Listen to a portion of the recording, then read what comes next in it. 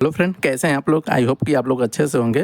तो फ्रेंड, आज हम बात करने वाले हैं कि जो हमारी वीसीबी होती है यानी वैक्यूम सर्किट ब्रेकर होता है, वो होल्ड कैसे होता है। जैसा कि स्क्रीन पे भी हम देख रहे हैं कि यानी हमारे एक व्यूअर हैं सुनील सिंह जी ने, तो उन्होंने कमेंट करके पूछा था कि यानी क्लोज कॉइल होल्ड कैसे होगा। तो आज मैं उसी के बारे में बात करने वाला हूँ। तो थैंक यू सुनील जी, आपको कमेंट करने के लिए। तो एकदम डाउट क्लियर करने वाला हूँ कि जो हमारी वैक्यूम सर्किट ब्रेकर होता है ना, उसको होल्ड का कमांड कैसे मिलता है और होल्ड कहाँ से उसको होता है।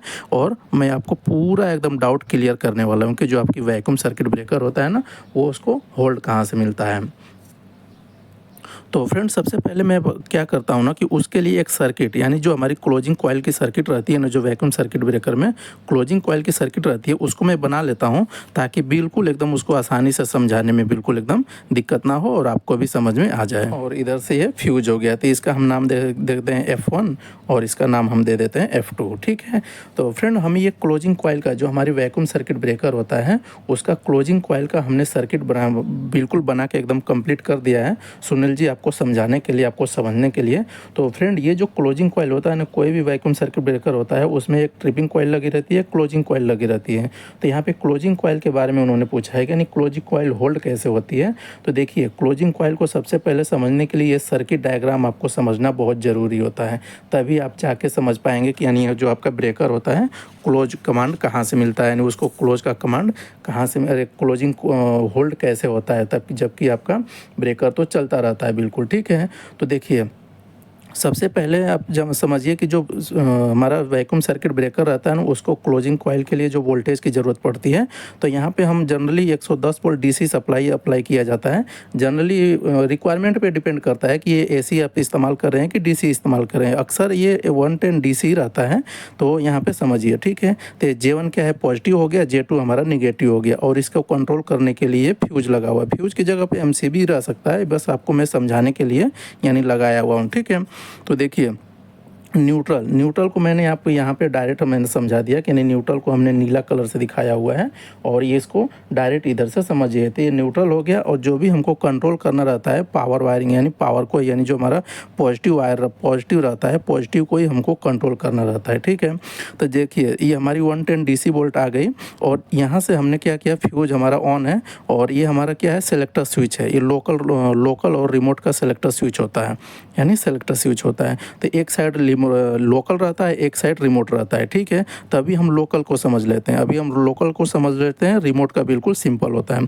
तो देखिए, हमने सेलेक्टर स्विच को क्या किया, लोकल में सेलेक्ट किया। लोकल में सेलेक्ट किया तो आगे TNC स्विच रहता है, तो TNC स्विच से हमको क्या करना है, ये जो हमारी क्लोजिंग कॉइल है, ये जो हमारी क्लोजिंग कॉइल हो, इसको क्लोज का कमांड देना है, तो इसलिए इधर क्लोज के साइड हमने डॉट किया हुआ। ठीक है। तो अब हमको क्या करना है, यानी क्लोजिंग कॉइल को, यानी TNC स्विच से क्लोज का कमांड देना है। तो आगे हमारा जो न्यूमेरिकल प्रोटेक्शन रिले, ये क्या हो जाएगा, ऑन रहना चाहिए। जब ऑन रहेगा तो यानी क्लोज का परमिशन देगा, तो ये NC हो जाएगा। ठीक है।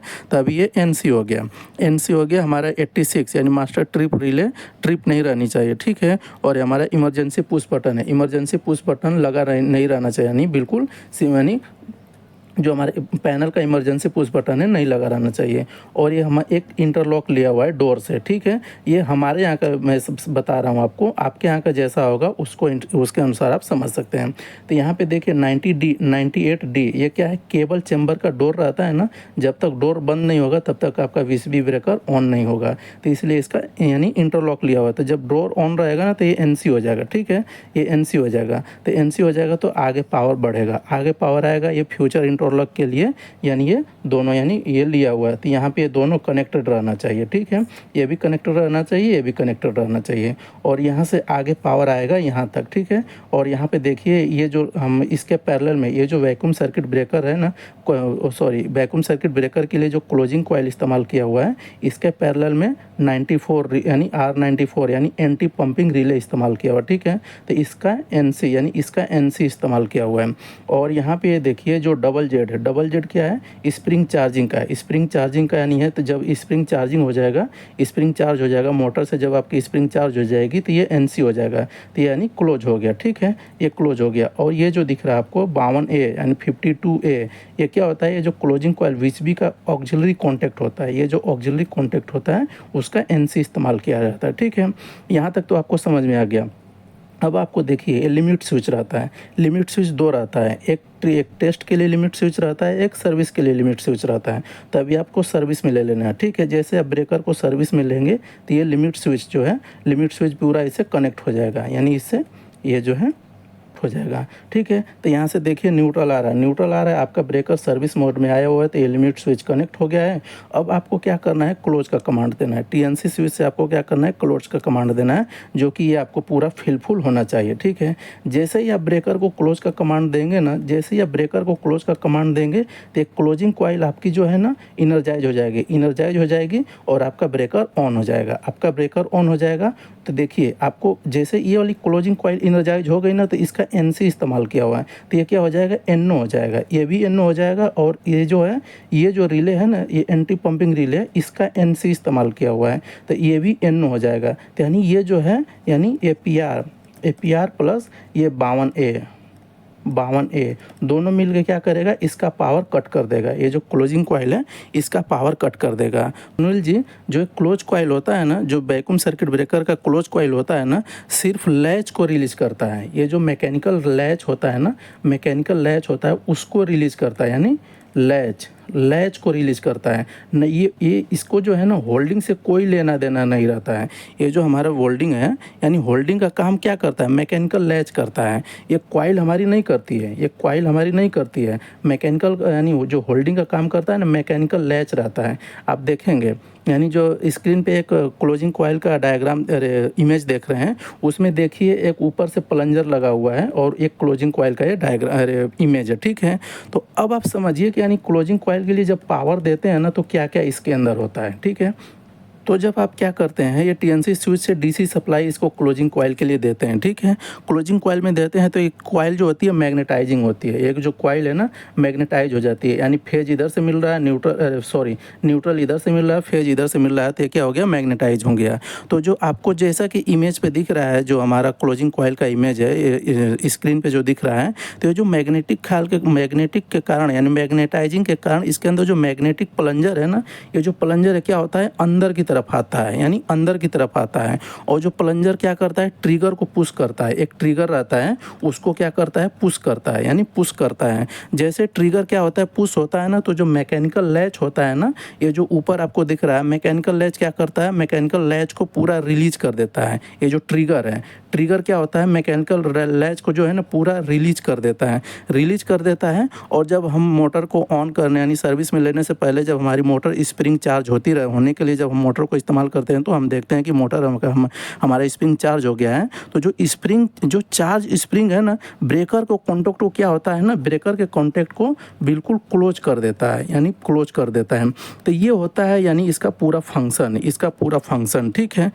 आपको सिंपल में बताया कि यानी इसके अंदर क्या होता है, क्लोजिंग कॉइल के लिए पावर देते हैं, क्लोजिंग कॉइल मैग्नेटाइजिंग होती है। मैग्नेटाइजिंग होने के कारण क्या हो जाता है, जो इसके अंदर प्लंजर रहता है अंदर खींचता है। प्लंजर क्या करता है, ट्रिगर को ट्रिगर करता है, यानी प्लंजर क्या करता है, ट्रिगर को पुश करता है। जो ट्रिगर रहता है मैकेनिकल लैच को रिलीज करता है और आपका ब्रेकर पूरा क्लोज हो जाता है। तो ये होता है इसको क्लोजिंग करने का पूरा प्रोसेस। अब हम बात कर लेते हैं, ये क्लोज कर दिया आपने, ब्रेकर को क्लोज कर दिया, ठीक है। तो क्लोज करने के बाद क्या होता है, क्लोज करने के बाद ये जो एनसी है ना 52A, ये जो है ये पूरा इसका क्या है, कॉन्टैक्ट ओपन हो जाता है, यानी ये एनसी है ना तो एनओ हो जाता है। और जो क्लोजिंग कॉइल के लिए जो सप्लाई होती है ना, ये जो क्लोजिंग कॉइल के लिए सप्लाई होती है तो कट जाती है। जब ये एनसी हो गया तो कट गया। और जो अपना कॉइल है ना, ये जो कॉइल होती है ये डी इनर्जाइज हो जाती है। जब इसको पावर नहीं मिलेगा तो डी इनर्जाइज हो जाएगा। और जो रिटर्न जो स्प्रिंग चार्जिंग के लिए जो आपने लगाया हुआ है, मोटर का किया हुआ है, तो फिर क्या है, प्लंजर के साथ में टर्न स्प्रिंग होती है ना, प्लंजर को वापस अपनी ओरिजिनल पोजीशन में ला देती है, यानी अपनी ओरिजिनल पोजीशन में ला देती है। ये जो यानी जो प्लंजर रहता है, स्प्रिंग जो रहता है, प्लंजर को पूरा ओरिजिनल पोजीशन में ला देता है। तो इसलिए मैं आपको बता रहा हूँ सुनील जी कि यानी जो इलेक्ट्रिकल कॉइल का कोई होल्डिंग नहीं होता है। ये जो इलेक्ट्रिकल कॉइल होता है ना, इसका कोई होल्डिंग का रोल ही नहीं होता है, ठीक है। होल्डिंग का रोल किसका होता है, लैच का होता है। ये जो है ना लैच, यानी मैकेनिकल लैच होता है।